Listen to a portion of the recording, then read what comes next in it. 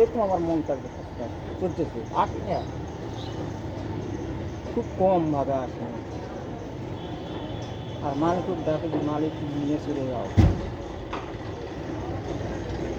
হায়াত যতদিন থাকবে ততদিন তো মৃত্যু হবে আবার না। দেখতেছি যে বউকে নামাচ্ছে, বউয়ের সঙ্গে মুখ বান্ধে তাহলে কি করেছি আবার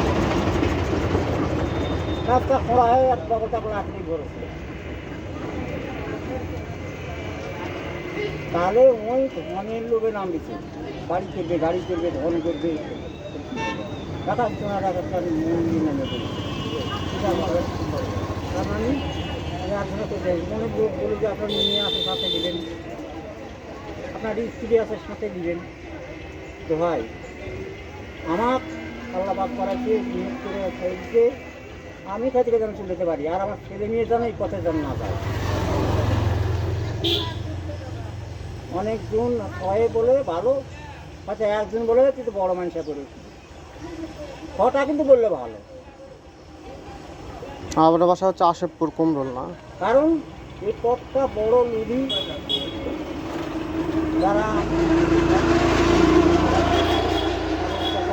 বাজার গাছে গরু খাওয়া দিয়ে তরকারি গাছে তেল তুলেছে, ডাল তুলেছে, চাল তুলেছে, তারপরে তারা বাসে বিভিন্ন লোক। আর আমি ধরলাম যে রাস্তা তারা নামটি হয়েছে হিসাবে নাম করছি, এই রাস্তা দিয়ে যাই যাই দরকার আমার তেল কিনি টাকা দিই, এই টাকা চাল কিনি টাকা ডাল দিয়ে কথা। ঠিক আছে স্যার, যান।